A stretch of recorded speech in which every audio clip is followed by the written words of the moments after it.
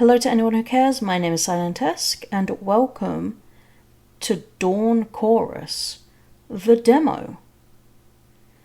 I don't really know what this game is, but it did look very interesting. I believe it kind of touches on like choose your own, maybe not choose your own adventure, but you do get like choices of dialogue, I believe. Yeah, it just seems interesting. I'm not hearing any sound at the moment, but who knows? But yeah, I have no idea what we are getting ourselves into. Content warning. This game contains strong language. Dawn Chorus is being currently worked on by these people. And you can find more info at this link. Okay. So I think we should just start. Yes. Let us travel into this world together. Oh. How to play. This is an interactive fiction game. Total playtime for this demo is 20 to 30 minutes depending on how fast you read. I read very slow, and I also talk in between. Please play with the sound on. It's even better if you have headphones for this. I do have my headphones on. Anyone watching this video, make sure you have yours on too, if you have access to such things. You'll usually click on the screen with the mouse to advance the text. Occasionally, you'll have to click on hyperlinks to advance. To start the story, close this window using the X. But what if I clicked on this hyperlink? Now you've done it. That particular link opened up this window, but sometimes hyperlinks close windows or take you to the next part of the story. Some hyperlinks will take you out of the game and onto an actual web page on the internet. These are bonus links, and you don't have to click on them to advance the story in any way. Well, I simply must click every button I see. Oh, hypertext fiction. Hypertext fiction is a genre of electronic literature characterized by the use of hypertext links that provide a new context for non-linearity in literature and reader interaction. The reader typically chooses links to move from one node of text to the next, and in this fashion arranges the story from a deeper pool of potential stories. Its spirit can also be seen in an interactive fiction. I'm not going to read the whole thing. I've scrolled through if anyone is interested in reading the whole thing. I promise I can talk. Well, now we know. This is definitely going to be interesting. Alright. Dawn Chorus is a story set and crafted in... Okay, I am a very slow reader. Oh. 10 spots to see NYE fireworks in Melbourne. Ring in the new year with an actual bang. We've collected 10 underrated secret spots with optimal views to see the big and loud light show. And they're all free. Click here to find out more. I has clicked. Oh, 10. Pick a building. There's a whole skyline at your disposition. Just make your pick. Given the occasion, you could try the tallest one in South Bank if you want to. But, well, you're late. Reckon 108's gonna have heaps of people already. Yeah, Eureka it is. Try the second tallest building in South Bank. And break into it. It's piss easy these days. They don't bother having security around anymore, because everyone knows the rich cunts aren't coming back. And it's not like anybody really wants to live in these buildings now anyway. The panoramic view of the bay makes most people feel sick. if I do remember correctly, this is, I believe, a post-apocalyptic type setting. 9. Get into one of the service lifts. They're ugly metal boxes that really make you feel the pull against gravity. Are we heisting? I think we're committing crime. It won't take you straight to the top, but it's better than braving the endless flight of stairs like you would in some of the worse-off neighbouring buildings. Your friend Max holds the door open for you, then mashes the closed door button as soon as you step in. Come on, Nick, hurry up. We're gonna miss it. If only we'd just left earlier. Ah, well, we're here now, aren't we? Punch in the highest accessible floor and watch the numbers go up on the display. 8. Get off the lift and into a series of service corridors and emergency staircases. The signage is usually pretty good in these buildings, so even if it was your first time, you could tell which way is going to take you up. Still, try not to get lost. You've done this before, and Max has this uncanny sense of direction. She says she has photographic memory or something, so you don't even need to look out for the signs. You can just run up, up, up. Everything's a blur except Mags leading the way, the only focal point you've ever needed. 7. Open up access to the roof and take a big breath. It feels good after being cramped in dusty spaces. You can hear voices beyond the threshold. Obviously there are people here already, as predicted. Some are probably familiar faces, but you ignore them. It's dark anyway. 6. Find yourself a spot to sit with a good view. If you're new to this, you want to pick somewhere nice and cozy, with solid ground under your feet and all that. Or, if you've got the guts, which you do, or if your usual spot's taken, which is also true, go for a ledge that's a bit more exposed to the wind. Induces a bit more vertigo. 5. It's quiet up here, except for the wind. Ooh. Nick Mag's rooftop. 1 PNG. Oh, that's cute! Aww! Nice. I like that. Next time, you should bring a jacket. Feel the pull of your feet dangling off the ledge, the whole city and a 300-meter drop below you. Don't look down, don't be stupid. Instead, let your eyes the horizon, taking in the view for the first time since you and Mags got up there. 4. To the east, the new city, a mirrored extension of the original one they built hastily for the people who had to move because of the floods and the dread and the need to huddle up together somehow. Ah, this is the new city. Yes. 3. To the north, a giant park reclaimed by the bush, bordered by the parts of town that were left unchanged since before half the city's population fucked off to space. Heritage on top of heritage on top of heritage. Nice. So half the city's fucked off to space. So there are some people in space, and there are some people left on Earth. Okay, 2. To the west, the port. Its colossal cranes and city of containers half submerged, left abandoned to rust and rot, standing desolate against the permanent twilight. Beyond the port, across the brackish estuary, home, somewhere. And that's Westgate. Nice. This is a very pretty game. Don't look south. I kind of want to look south. Don't look towards the bay. This isn't like Eldritch Horror, is it? Don't look at the aurora. Sounds a bit Eldritch Horror-y. Look at Mags instead. She stares back at you, takes a sip from her beer. Her gaze then shifts southwards and she smirks. Okay, so we can look south. The air is charged with anticipation and what? No, and what? Oh, fireworks!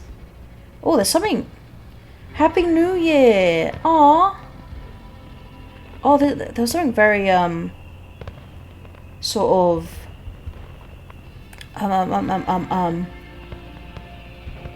found footagey about that animation. As the fireworks end, you hear cheers from people below in the streets. Mag stands on the ledge and bows, facing the city. Thank you, thank you. She then turns to you, sits back down, clinks your stubbies together and grins. Happy New Year, Nick. Happy New Year, Magsy. Aww. This is kinda cute. Oh, fuck yeah! Dawn Chorus. Mags, what do you reckon Tasmania's like? Tasmania. Mags, what do you reckon Tasmania's like? Mags hands me the sunscreen, still rubbing copious amounts of it onto her nose. It's a sunny day in summer, which means a large chunk of Melbourne's population is relaxing in parks and ovals around the city, including Swanston Street Park, our current favourite. Tasmania? Yeah, what do you reckon they're up to? I don't know, Mags. I hate this type of conversation, trying to figure out what's beyond the aurora, where it came from, what it is, all this talking about what would happen when it finally reaches us, all that stuff. I don't want to think about it. There's only now, and all the stuff that was here before that we don't have anymore, and that's it. Mags is fascinated by it. Sometimes I wonder if she does this just to piss me off. Have you ever been? Yeah, with my parents. Before, when I was a kid. I'd seen a normal aurora then, regular old southern lights. I wonder if it's empty now, or maybe the whole island's gone. Mags wonders, putting her sunglasses back on as she watches a group of people throw a football to each other across the street from us. Hey, mate, can we enjoy the sun and the grass and not talk about morbid shit? It's depressing. Mags smirks. Speak for yourself. I'm welcoming it. I'm sick of waiting for it. You're sick of waiting for the end of the world. Yeah, I need it to happen. Now. I hate when she says that. Hey man, let people feel what they need to feel.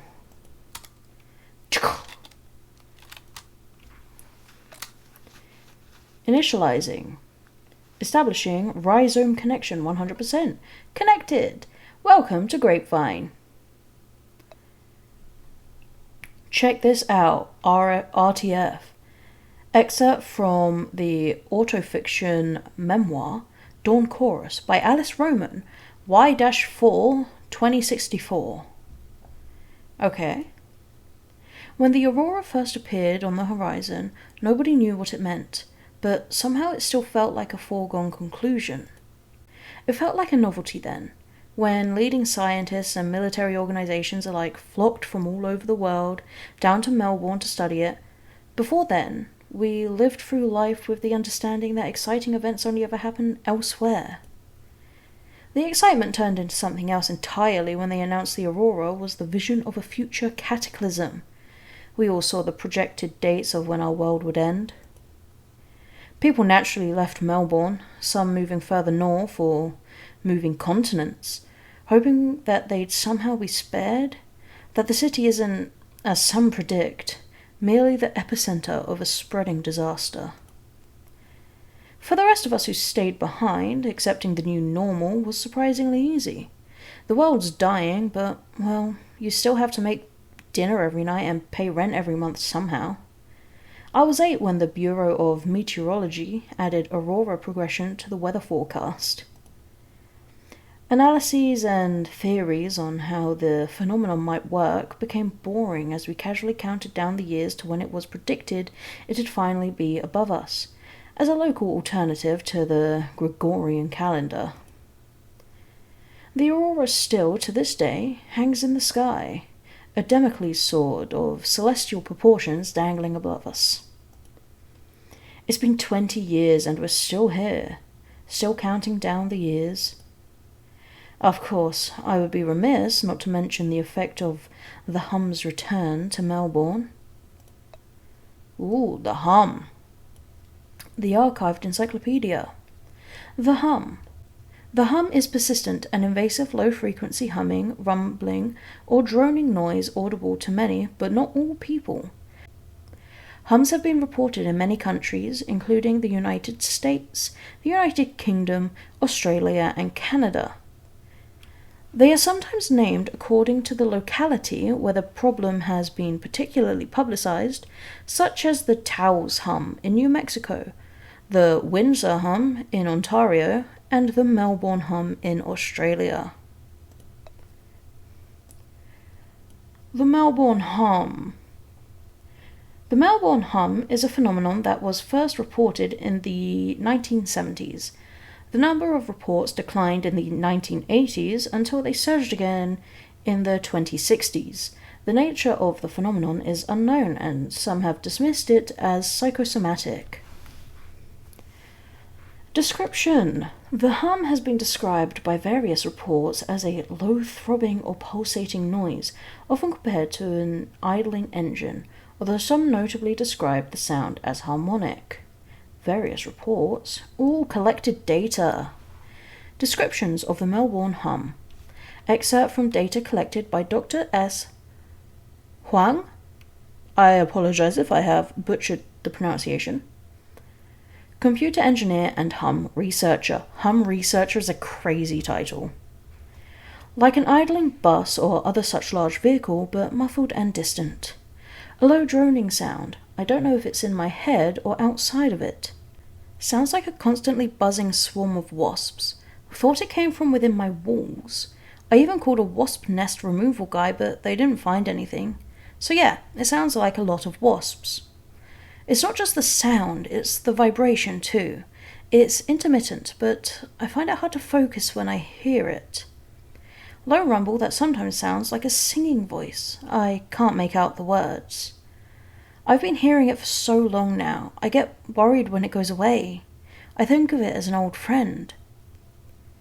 When I take the train, I hear it louder, especially in the tunnel between Museum and Parliament stations. I think it's underground. I think it's calling me. Okay, this guy's having like a full-on religious experience with this. Okay. Nice. In popular culture, the Melbourne Hum is the subject of many urban legends and has inspired works of art in the local poetry and literary video games scene. Alright, let's see some of those urban legends. Welcome to my page, the hum at the heart of the city. Hello? Nick, I'm bored. What do you want to do tonight? I am in the middle of reading something, my good sir. Infinite ammo. I will get back to you. I'm reading something. I do notice, though, that there is now a low humming. Oh my god, it's the hum. The hum at the heart of the city. This is my page about the Melbourne Hum. I live here, and I've been obsessed with it ever since I found out about it. I'm really envious of people who hear it. I've tried everything and haven't been able to tune myself to its frequency. I wonder, does it only speak to people it's chosen? Is there a way to make yourself chosen? I've been reading a lot on forums and whatnot. I find it ridiculous that people would think it's just something industrial or worse, just in our heads. I also find it ridiculous when people talk about the hum being resonance of a room underground. What they say about it being some kind of wish-granting entity is insulting. Why do things have to be so transactional with some people? It's alive. It's alive and I need to find it. Okay, chill out. This isn't even one I can close. So I'll just put you up there. You're chill. We're all fine. Poetry. Portrait on Imagined Horizon. DOMINO CLUB.itch.io. Portrait on Imagined Horizon. Interesting. So this is poetry, right? Okay, yeah. Ooh. I like that. A living archive document by Memoir Vivante for Domino Club 2025 mentions doppelgangers, poetry, a city within a city, possibly the origin of the hum. Okay, do I click this? Interesting. Run redacted, I guess? What is happening?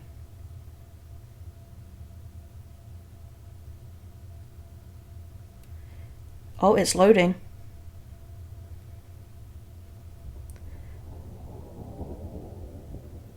Oh, Appendix B1, interrogation of the presumed poet.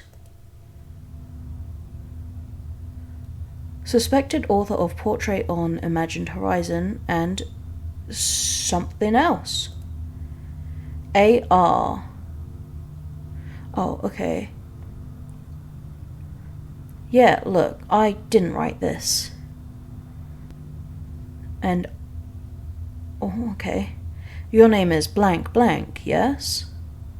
Actually, it's pronounced blank. Apologies. You make... games? Yeah, games. What kind of games? I'm a bit of a gamer. I'm something of a gamer myself. Nothing you would have heard of, sorry. And you have no recollection of writing this poem? I don't know what to tell you, man. I'm not even a poet. Writing's not my thing. I'm more about visuals and stuff. But you did grow up in blank. Yeah, some of the stuff described in the poem feels pretty familiar, honestly. But isn't that the whole point of poems anyway? Casting metaphors and similes like a net into the ocean of readers and see how much fish you get from it. And this guy says he's not a poet. That's a rather cynical way of looking at poetry. What, you're a poetry fan as well as a gamer? Are you familiar with blank blank blank? The manifesto? Yeah, I've heard of it. Hard not to hear about it when you live here. Seems like the good stuff. Are you suggesting I wrote that too? I wish I did. Both this poem and blank blank blank are signed with the name blank blank. It's not exactly a rare name. Ooh. Is this a photo of you? What is happening? Yeah. Looks like it. Are you sure? I don't like this. What's happening? Can I take a closer look? Yes. Huh. This is me. It's... me. See this? I got this scar on my upper lip from when I blank blank blank when I was blank. Here. Where was this photo taken? That's the thing. I don't know. It looks like the cottage down at blank blank, but I definitely wouldn't take a photo there. That thing doesn't really have any actual historical value, you know? It's heritage listed. Yeah, well, whatever. I don't know. Where did you find this?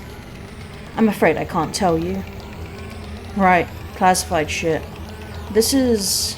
did someone make this? Is this a Photoshop or AI or whatever? I can't tell you that either. Oh my god, what is happening? What? Why can't you tell... what? Why would anyone make something like this? Are you sure it's you on the photo? Why are you saying that like that? I have to be sure. I have to be sure that it's me? What do you mean?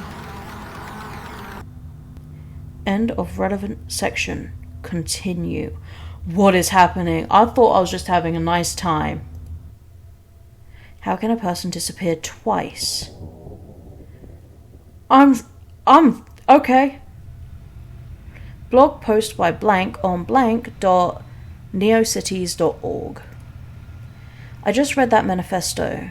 Shoutouts to BT for emailing me a copy of it. Okay, before we start, I don't really want to name drop the author. Here because I don't want rabid people with Google alerts on for that specific name to see this post, lol. I'll just call them the poet and get on with it. I don't quite know what to make of it. It's a fun thing that's full of venom and indignation, which is great for a manifesto, but is it really that influential? Is it the context surrounding the thing, or the bizarre turn it takes at the end? I can see how it fits into the wider narrative urban legend of the poet, but, is that it? Is it just lore to them? But so many people are seemingly engaging with it as its own thing without knowledge of the context. So surely that's not all of it. To be honest, I'm personally more drawn to the mysteries, like why did this get taken down in such a spectacular way? Not just, this thing isn't available on this website anymore, but no, it's got the full US government took it down treatment like it was the Pirate Bay or whatever. With the bald eagle logo on it and all. The biggest mystery is the various disappearances, both the 1972 instance and then the vanishing of this manifesto, and everything around it that could be saved on web archive. How can a person disappear twice? One more mystery. Why are people referring to the poet as a game designer? I thought this person was from the 70s. Is it because the manifesto was published on itch.io before it got taken down?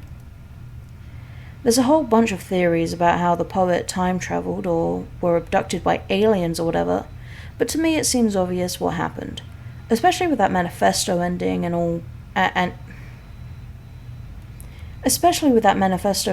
and Portrait on Imagined Horizon, which for the real fans has more to analyze in it than this is the foundation upon which we rest. That one feels too much like your usual cosmic horror material. Ultimately, people just can't accept that the truth is likely less exciting and significantly sadder than anything they can imagine. Is it that far-fetched that a depressed artist would kill themselves? But hey, who knows? Maybe it's aliens. Why would anyone think it's aliens? God damn it, I'm going to have to read this manifesto again. There's something in there that I'm missing. What am I missing? Liminal gender mood board. I don't understand what's that. We're playing a completely different game right now. Retrieved from webarchive.org, Liminal Gender Mood Board by Tumblr user blank. Okay, the noises in the background are unsettling to me. Photo of abandoned shopping centre, possibly blank blank in blank. Scanned excerpt of a poem, transcript below. I don't know if this thing on the left is supposed to be like a wider image. I'm not sure. This is very interesting to me though. It is something organic. It is something that writhes. It is something that lives and breathes, and I wonder if it is something that suffers. When I look at it, I'm not quite sure what I'm looking at. Yet I'm taken by the sight of it. Tessellates, oscillates, contaminates. The air around it putrid and pungent. This is the foundation upon which we rest. Photo of an English-style cottage inside what looks like a giant underground water reservoir. Highlighted excerpt of printed text, transcript below. A sea within a sea, a blank within a blank. Appendix 2B, B2, photo of the presumed poet, image not found. Appendix B2, photo of blank blank, the poet, in front of the blank blank, circa 1975. Description: a Polaroid photo of an individual identified as blank blank, the poet. standing in front of a building theorized to be location, point of interest, blank blank in blank. The photo was taken with a Polaroid instant camera and dates from the 1970s. It first appeared in print in an independently printed magazine, zine, named Blank Blank, each issue of which was an anthology of short stories by pseudonymous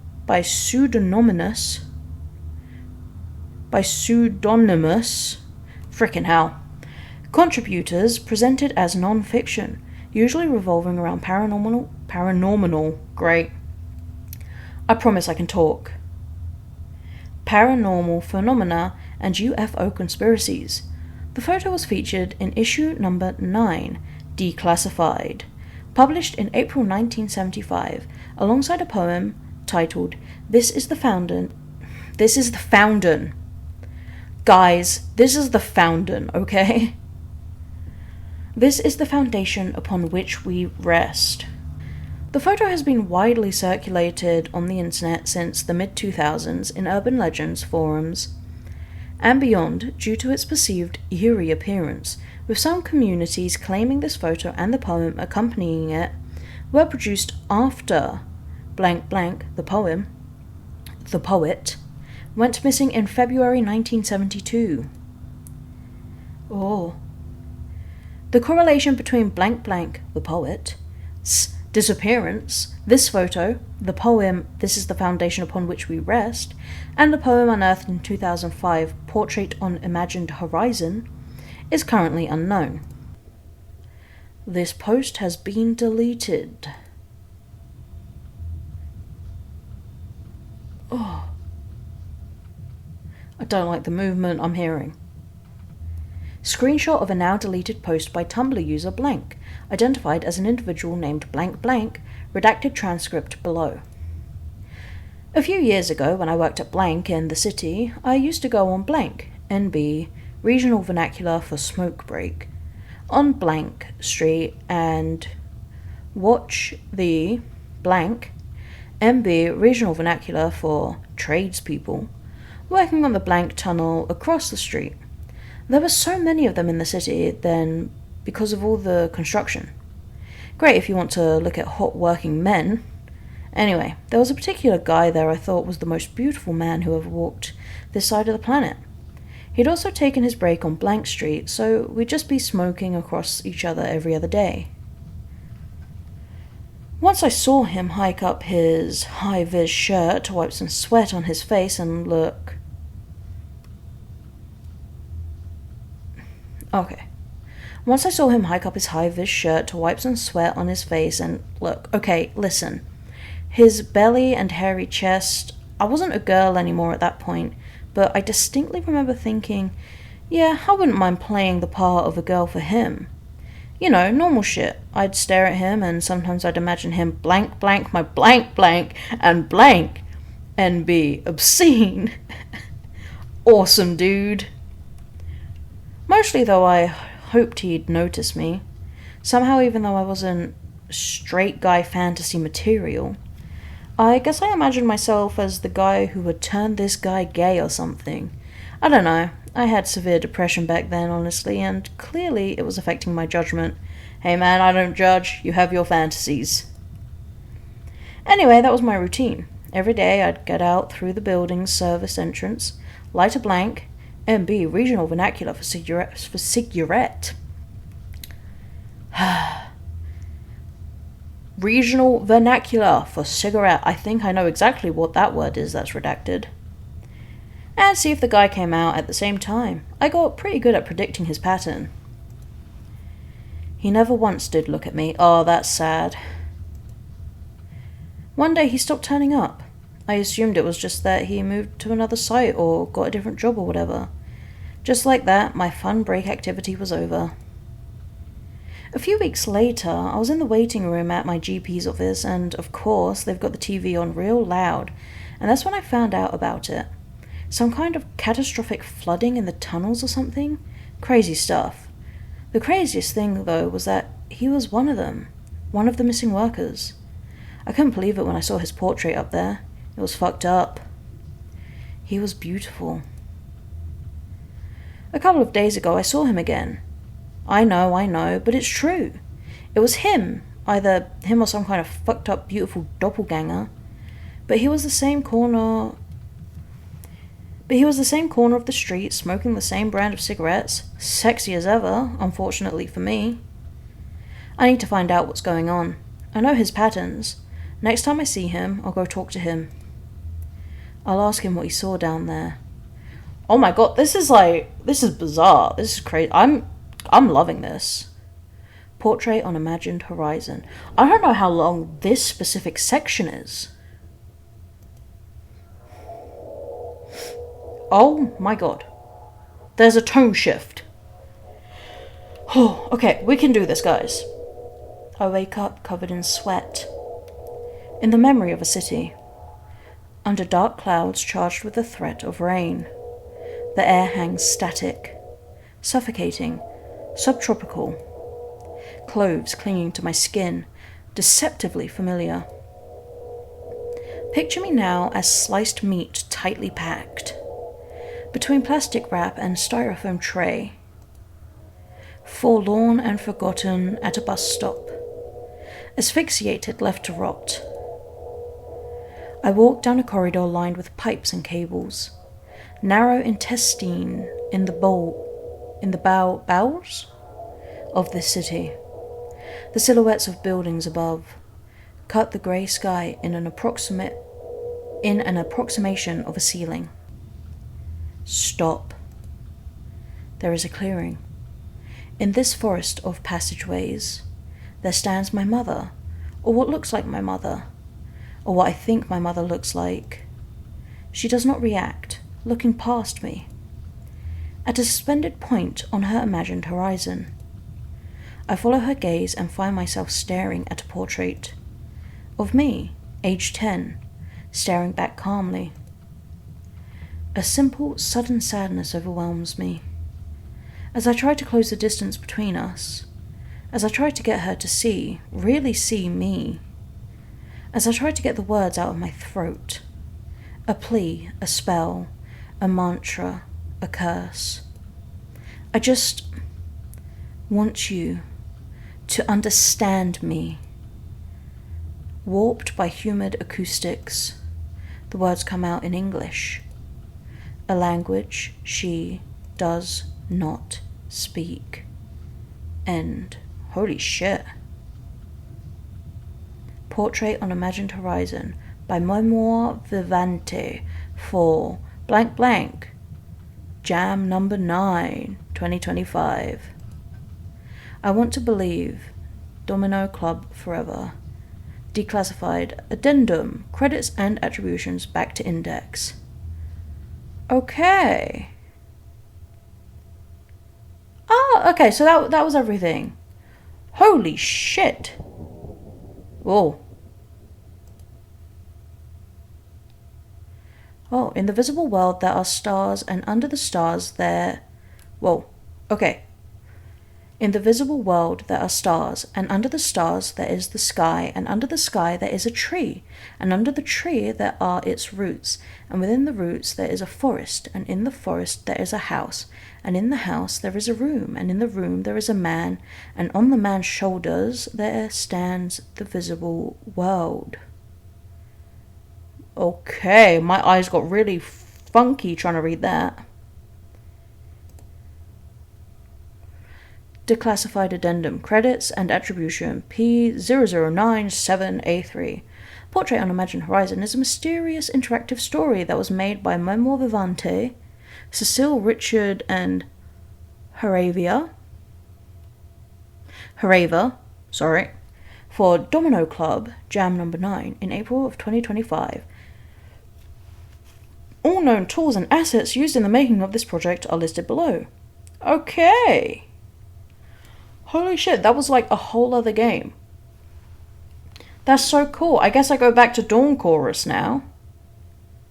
That was really cool. Like, I loved that. That was really creepy. Okay, I'm gonna close that. We've done that aspect of it now. So that was the poetry. Let's see the literary video game scene. Okay, Domino Club, Itch.io, Cycle. A non-fiction chronicle by Slipperman for Domino Club 2021.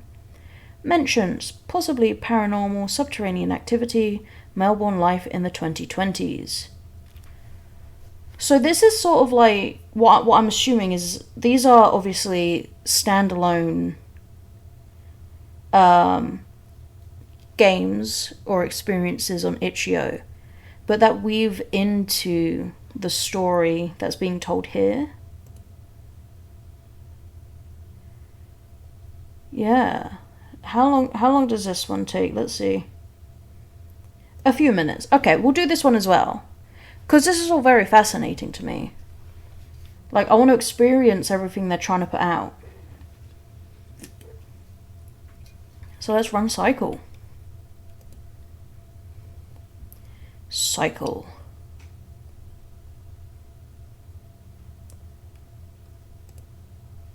Do I wait for it to load?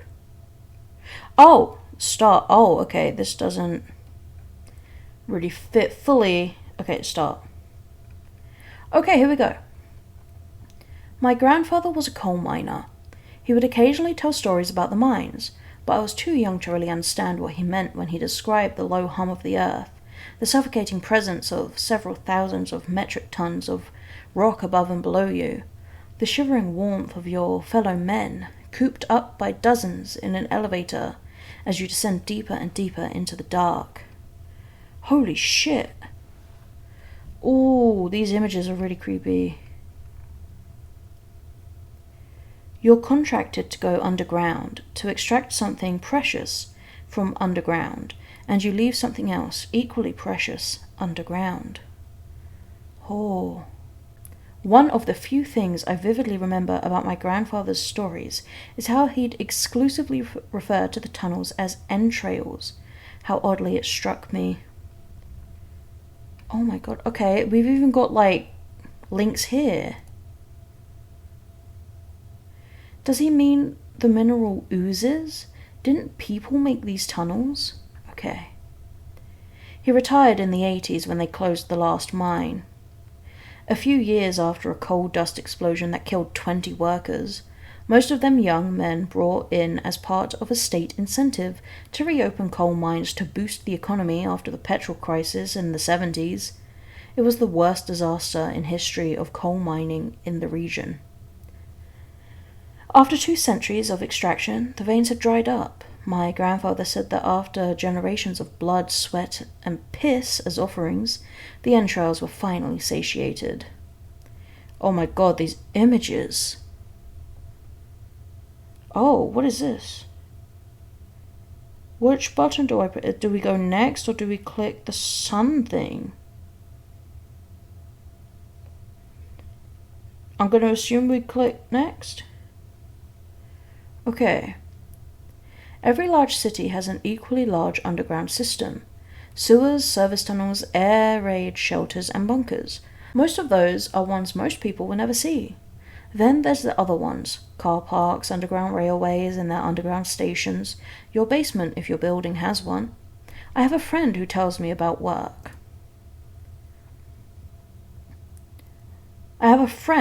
Well, she's more of a friend of a friend who tells me about work. She's an archaeologist, and she works with the city, with the company that's building the new big railway tunnel. The new big railway tunnel will make the trains run even more on time. The new big railway tunnel will swallow up even more people every day from one of its many mouths and regurgitate them elsewhere in the city. My friend works with the city to make sure they don't destroy anything of value while they dig the tunnel. She laughs and says the city's heritage becomes of value only once someone bothers to dig it up, apparently. I laugh as well. I think about my grandfather, the mines, the coal.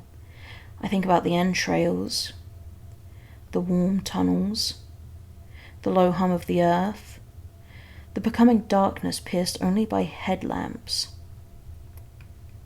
Okay, I'm assuming these are the tunnels. I neck the rest of my beer and ask her, do you ever find some fucked up shit?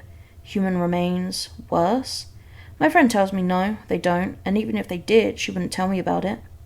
So I say, come on, what's the most fucked up shit you found? No, she says, sorry, I can't tell you. But I can tell you this. Holy shit, dudes, we're getting a lore drop. Hell yeah.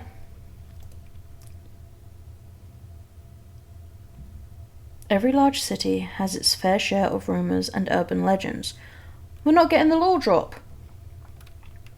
Every city has its ghost stories, like the ones at FS Station. I hear S saw him once. Another friend of a friend. The story goes like this. S is in the city for a night out and he's stumbling. Of course he'd be drinking. You know how these stories go. Down onto platform 8. He's hazily waiting for his train home when he sees a figure across the station, beyond the rails, on platform 10. This man, wearing beige overalls and a hard hat, doesn't look that out of place in a station that's often got construction going on, except for the fact he's soaking wet. His clothes, his hair, everything, as if he had fallen into the river behind the fence. There is something haggard about the way he stands. This isn't the man from the previous thing who with the flood. The man is turning his back to S, and S doesn't know why he thinks this, but he absently drunkenly thinks, ha, this guy doesn't have a face. Then the train arrives and S gets on, still staring at the man through the windows as it departs the station a few minutes later. The train curves slightly, giving S the perfect angle to catch a glance of the man's face. But then the man turns his head the other way. I don't want to see the man. I'm good. There are other stories. There are always other stories. In my early teens, I went to school in the inner city, and there too rumours ran wild. About classmates and people from other schools, of course, but also the school building itself and its many underground levels. Why would a school need so many underground levels? One day, some of my classmates went to explore those levels. They said that they followed the dim corridors to eventually reach their goal, a heavy metal door that led directly into the underground railway tunnels, although to their disappointment the door was locked shut. The door was locked shut because a few years prior another group of kids went into those tunnels, and one of them got caught trying to go back on his own a few days after their risky but unnoticed first escapade. He wanted to go back on his own because of the tunnel exit. He said he had to know. This tunnel exit went downwards, deeper underground instead of upwards to the surface like a tunnel exit is supposed to do. He had to know. Did he have to know? Okay, 4. City Underground Railway. This city's underground railway system was built in the 70s. It cost a lot of time and money. It cost a few lives too. Looking into the public archives will tell you as much, but people tend to care more about the time and the money. It had been a long time in the making, the first underground railway plans dating back from the late 1920s, but it would be 40 years until they actually decided on plans and start building it. Add 12 years of digging, hollowing out, burrowing, building, and eventually, in late May of 1985, after completing the last station, which had given the workers most trouble, the biggest construction project in the history of the city at the time is complete. It's easy to think of a giant buried structure as something that has always been there. In the dark, you don't see the cracks in the concrete, only the perfect curved shape of the tunnel overhead. It's easy to forget people made it. Blood, sweat, piss. The entrails, the human touch. Yeah, like digging out tunnels is crazy if you actually try and think about how much work goes into it. Scary stuff, to be honest. I wouldn't be. Okay, this is a lot of pictures. Whew, okay, the pictures make me nervous. 900,000 cubic meters of earth excavated, 300,000 cubic meters of concrete poured in. Seems like no one really knows exactly how many people in total worked under the city to dig and connect all these tunnels together. Being a contractor will do that to you. 12 hours a day, 7 days a week, you just have to get it done. A lot of hard work for little acknowledgement. All you can do is tell stories when you worked under the city to dig and connect all these tunnels together. You've heard this one before. You're contracted to go underground. Oh my god. I'm good, thanks. I'm so good. Number 5. Number 5 is alive. On the afternoon of February 17th, 1972, 75 millimeters of rain poured over the city in about 20 minutes, flooding the central arteries almost immediately. The downpour caught everyone by surprise, including the team of workers working in the tunnels underneath the city. The floodwaters, with nowhere else to go, engulfed the site. Everyone miraculously survived with just small injuries. Everyone except one, who, according to multiple eyewitnesses, including a friend's uncle, got swept away by the heavy current, a desperate yell faintly heard among the loud rumble of the water against the tunnel's walls. After a head count, it turned out that everyone in the team was accounted for, clearly spelling out in everyone's mind the question of who the man in the water could have been. They never found the body, instead finding a large vertical hole in a cavity off to the side of the tunnel, presumably where all that water, and presumably the body, went. When a rock was dropped into the hole to see just how deep it went, it took an uncomfortably long time for the splash to make itself heard, the sound reverberating against the perfect curves of the cavity. Oof. You wait with your fellow men, cooped up by dozens at the edge of the abyss, as the rock falls deeper and deeper into the dark. It must just be the low light, the water and tiredness, but you swear you can see the tunnel walls pulsating. The splash never comes. Oh! Oh, okay. Okay, 6, we're still going. Okay, that's fine. According to my friend's uncle, another team came and did works on that hole, for some reason adding some type of stair or ladder on its walls in a futile attempt to reach its bottom. That's what he thought was going on anyway. What he and his team were asked to do, without much explanation as to why, was to build a tunnel exit that led to the strange chamber the floodwaters had carved out. This exit was to be unmarked. The unmarked exit is said to be in the tunnel between M Station and P Station. You probably guessed it, not too far away from my old school. It's not hidden either. An emergency exit is meant to be seen in the dark. It glows in the tunnel, and when you're on the train heading clockwise and stand on the right side of the carriage, looking out, you may catch a glimpse of it for a split second. I see it every day. Exit. The path for the new big railway tunnel. The big build. The new big railway tunnel that will make the trains run even more on time. The new big tunnel that will swallow us up all. Intersects perfectly with where this abyss is said to be. The line and its tunnel are set to open in 2025, last year for us. I'm in the train heading clockwise. I lean into the window of the right side of the carriage and stare at the glowing moor. The city hums low. End. Okay. This is some crazy, like, this is so deep. This is deep stuff. This is bizarre. I'm loving this. I hope it's not like bore. Like, I'm having fun because I'm experiencing this. I hope you're enjoying hearing it. Okay, so we've done the literary video game scene. Alright, let's get we got the hum there. Okay, we got infinite ammo asking us what we want to do. I could ignore or I could reply. I'll reply. There's a gig at the Bad Penny. Yeah, we're just gonna move on from everything we just read about the hum. You know? There's a gig at the Bad Penny. Wanna go?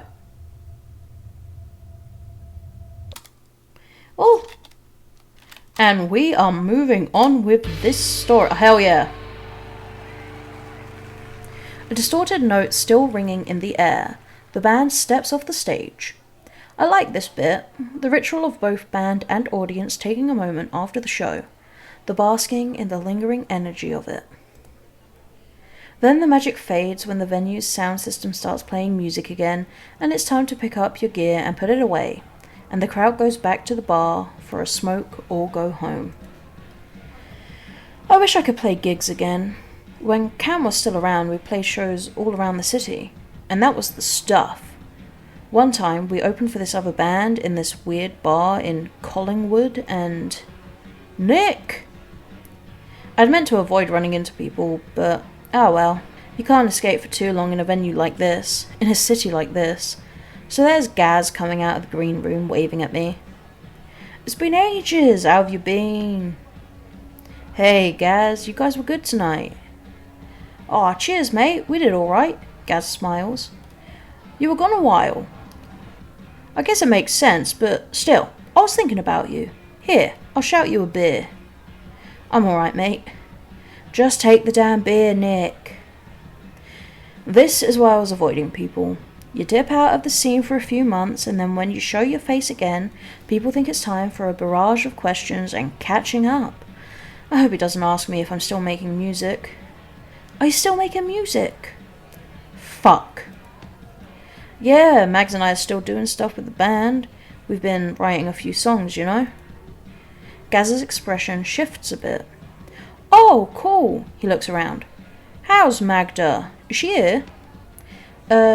Yeah, she's alright. She's around somewhere. Probably outside having a smoke. He crosses his arms, looking at me. I know he doesn't like Mags. Magda, huh? I should be walking away now, but I've had a few drinks and I'm feeling like taking the bait. Prod at the scab, why not? What? Nothing. I just don't know why you're still hanging around her. What's that supposed to mean? You know what I mean. I don't. What are you trying to say? Look, mate, you're a decent guitarist. Ditch Magda and join a real band. Lynn's band is looking for a new guitarist. You should talk to her. Piss off, Gaz. Why would I do that? Because she's not a serious musician, Nick. Just because Cam asked her to join yous doesn't mean you have to keep... Gaz stops. I turn around and see Mags walking towards us, wraparound sunglasses on. Through them, she stares at Gaz, saying nothing. The way she stands reminds me of a big kangaroo I saw in a video once. Hey, Mags! Mags stays silent, still glaring at him. Well, good to see you, Nick. Yeah, fuck off, Gaz. God, the nerve of some people. Exit. Under the freeway. Dusk. The sun is setting. Oh, exterior. Not exit. Exterior. Under the freeway. Dusk. The sun is setting, colouring the scene in warm hues as Nick and Mags walk on a grassy path along a small creek under a freeway. It's late summer and the vegetation is dense. Nick is carrying a case of beers, adjusting their grip on it every now and then, while Mags walks beside them with her hands in her pockets. Hey, what should we name our band? Mags gives Nick a confused look. What's wrong with the one we have? Well, it's weird to continue with the same name without, with one less member. It's not weird. Heaps of bands have done it before. Yeah, like who? Well, I don't know. I just know it's been done before. But you can't name a single band that's done it. Shut up. They continue in silence for a minute. Then Nick hands the grog box to Max. They pass by an old couple fishing on the creek. Well, what are you thinking then for a new name? How about Lost Bangers? Maybe Camera Curse? Loose Balloon? Or Give Up? Nah. Loose Balloon is the way to go. That will get people to your gigs, mate. Loose Balloon? Nope. How about Lost Bangers? Nah. Maybe Camera Curse? Nope. Well, I guess I'll just give up then. Alright, you come up with something then, since you're the fucking expert in band names. Yeah, alright. Listen, I'm gonna come up with the best name. She goes quiet for a while, squinting into the distance, as if the mere act of thinking is somehow painful to her. You can't come up with anything. Shut up. You can't. See, this is bizarre because the game went from being like really sweet interactions between friends to bordering on cosmic horror, eldritch, scary stuff, back to being really cute moments between friends. And now it feels like it's treading back into horror genre. Okay. Oh, there we go. It's there, under the rattle and rumble of the trams, the invisible world. Buried rivers run under the city, an expansive artificial cave system few ever think about as they go about their everyday lives. Nick was 9 when they came across a book with an illustration depicting a cross-section of Melbourne's underground tunnel system. Buried cables, utility corridors, underground train tunnels, and storm drains. They'd imagined themselves exploring the tunnels, charting forgotten secret passages like Cave Clan once did. Always looking out the window when riding the train in the city loop, hoping to catch a glance of some other world. Wasn't until they met Mags that they started actually getting out and exploring, bound by the inexplicable need to be where they're not meant to be. Mags was never much of a drainhead. She prefers the thrill of breaking into and standing at the top of a building to the echoey wet halls of the drains. The city extending at her feet rather than being below it. She's a bit of a Batman. Or a Captain Jack Harkness. It's Nick that always found the tunnels comforting. Sometimes they turn off all the lights and sit in the darkness for a while, listening to the sound of the water around them, imagining that they're sitting in the core of the earth, thousands of miles within. Okay. Yeah, alright, give that a go. Max gives Nick a thumbs up from the far side of the tunnel, her headlamp casting light erratically as she nods. On the other side of the tunnel from her, next to Nick, an amp plugged into their guitar. They strum a few notes, testing the way the sound bounces around the walls. How does that sound? Yeah, keep that going, mate. Before the echoes of Mags's voice can die out, Nick starts playing and the sound fills the tunnel, making the air vibrate. It's a riff they had played once with Cam before, lonely and unfinished. Nick wonders if Mags recognizes the tune, fucked up as it is in the warped acoustics of the drain. Above them, a couple of teenagers stop and listen to the eerie sounds coming out of a grate on the corner of Lonsdale and Russell Streets. The rare office workers come out of revolving doors in their ridiculous suits, upholding an absurd vision of the past. The city at large carries on, following its own indifferent rhythm. Dark clouds heavy with rain invade the northeastern sky. The last note echoes, sound decaying on humid walls. How was that? No response. Mags? Mags is facing away from Nick, staring at something in the darkness beyond. Mags, I swear to God, you better be okay. Do you hear that? It's coming from over there. Mags, get away from that, I swear to God. There is something in Mags's voice. Fear? What? Nick then goes quiet, trying to hear whatever it is Mags is preoccupied with. Nothing. It's just the sound of water. Mags, please be safe. Except, it's noticeably louder than before.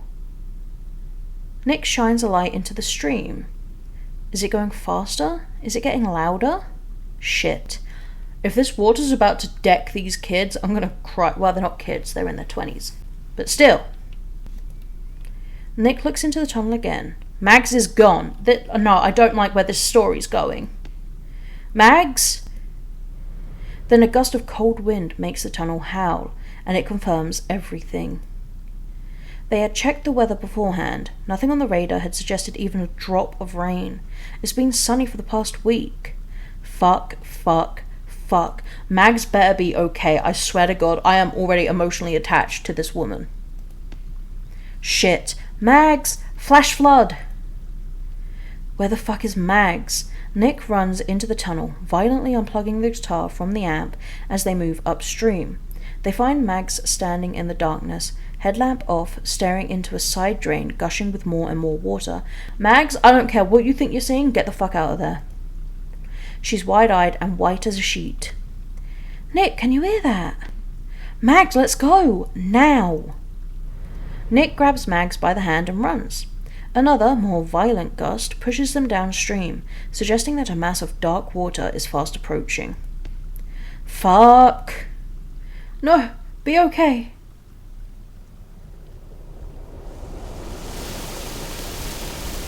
Everything is okay.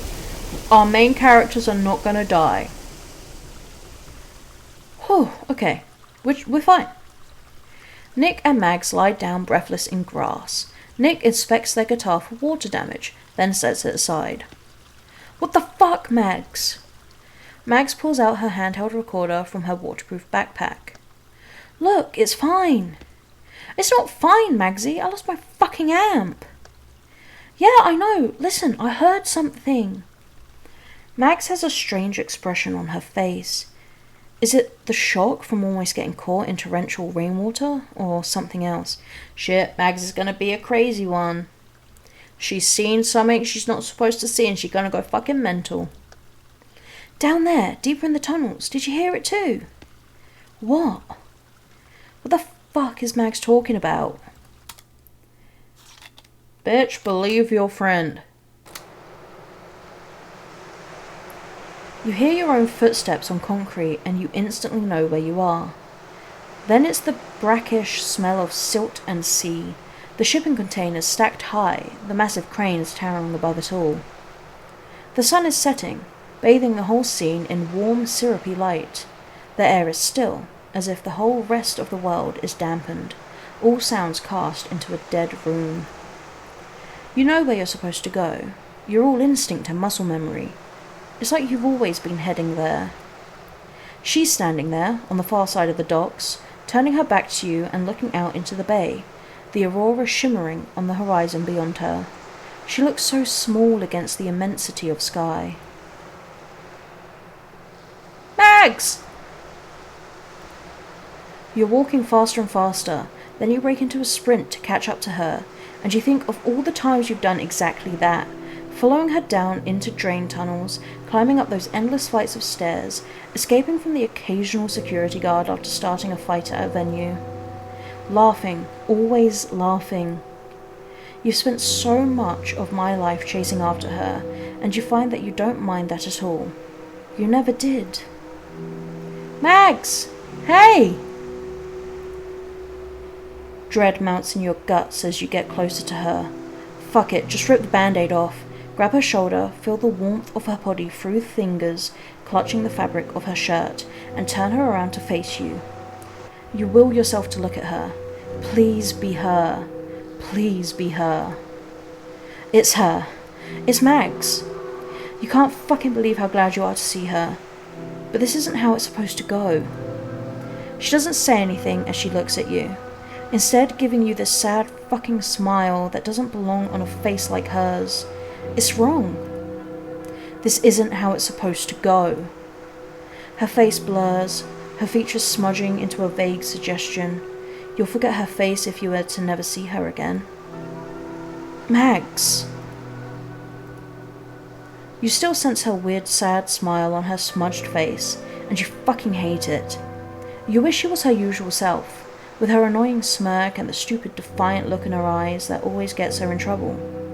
Not this ghost-like appearance, like someone else's wishful memory, a funeral portrait. You don't want this to be the last time you see her. I'm sorry, Mags. I should have gone with you. No response. She's like a statue. You want to push her, make her react, make her say anything. You don't care if it's embarrassing. You don't care if she laughs at you. Oh my god, I've got fucking goosebumps. I miss you. The sun is still setting, and at this point, you don't think it'll ever go down. It makes you want to cry. Are you still alive? At this, Max shrugs in what you can only describe as slow motion.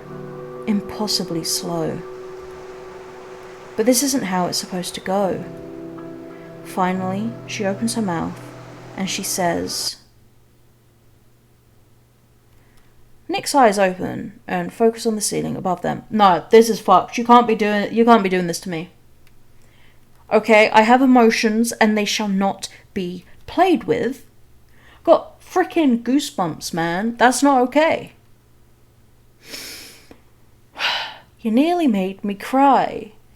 Is that what you want to hear? You nearly made me cry. Well done. Bravo to you. Beautiful storytelling. Fuck. They stare at the stain on their ceiling for a few minutes, then close their eyes back again and wait for sleep to overtake them. Unless all of that actually happened and this is just taking place in the future now, because again, fuck that, man. Oh, infinite ammo. Nick, mate, I fucking found it. What? What did you find? Exterior, oval, aerial shot, day. This is such an in-depth demo. I did not realize I'd be going this long. My throat and my mouth are so dry right now. But it's okay. We power through. It's a warm late afternoon in early spring, and it's game day between two of the oldest remaining VFL teams down at the Oval. Carlton is going against Geelong, who are leading the third quarter. Exterior, oval, seating bay, day. The camera pans across the many people attending the game. It stops on Nick, sitting alone, watching the game with a box of chips on their lap, a Carlton scarf wrapped around their neck. There is an open seat next to them. Mags enters the frame and casually sits next to Nick. She's wearing sunglasses and a vintage Melbourne Storm jersey, visibly proud that she's completely out of place in her rugby league gear. G'day. Hey. They sit, not talking, watching the game. Off-screen, the opposite team scores a goal. Nick groans with the crowd. Want some chips? Yeah. Mags grabs a couple of chips and shoves them into her mouth. She shifts on her seat, feeling a little awkward. How have you been? I've been alright. Played a few gigs with Gaz's band while you were gone. Yeah? Yeah. They kicked me out though. Old guitarist wanted his spot back or something. Prick. They laugh. Nick glances at Mags, a look of relief on their face, before focusing on the game again. Under the cover of the crowd reacting to what sounds like a particularly good mark on Carlton's side, Mags looks around suspiciously and produces a portable music player out of somewhere inside her jersey. She hands it to Nick, facing away from them in a sort of bizarre imitation of what she's seen in spy movies. Nick looks at it, then at her, brows furrowed in confusion. Take it. What? Take it. This is the stuff. Oh shit, the recording. Yeah, go on, listen to it. You got headphones for this? She does not. Close up as Nick shakes their head, chuckles, and mouths, "Fucking hell, Mags." They bring the device's tiny speaker to their ear and press the play button. They strain to hear the sound coming out of the tiny machine, and as they finally start making sense of what they're listening to, Carlton scores a goal that turns the game around. The crowd goes wild. "Mate, I can't fucking hear anything." "What? Why do you want to meet up during a fucking footy game?" "I don't know, it's what they do in the movies." The movies. Fuck, I missed you. "What's that?" "Nothing." Mags laughs. The quarter siren sounds. The sun stretches the shadows of the players as they walk back to their sheds. Nick and Mags sit still as the crowd shuffles around them in the customary migratory movements of quarter time. Exterior, outside the oval, dusk. Nick and Mags stand outside the entrance, watching the footy fans walk home. Mags lights herself a cigarette. She looks into the pack and counts the remaining ones. There's only a few left. "What was it like?" "Hey?" "Underground, the hum. What was it like?" "Yeah, it was alright. Between you and me, not as good as the stories that go around. Besides, it wasn't as fun without you around." "You're not going to tell me anything, are you?" "Nah, I'm preserving the mystery, you know. You'll have to come with me if you want to know." "Did you make a wish?" Mags shrugs, giving them a smug smile. "What did you wish for?" You know, to find my way back and all. Wasted my fucking chance, didn't I?" "Yeah, alright, smartass. I know you wish to see my beautiful face again." "Yeah, you wish. How did you find your way back?" "Photographic memory."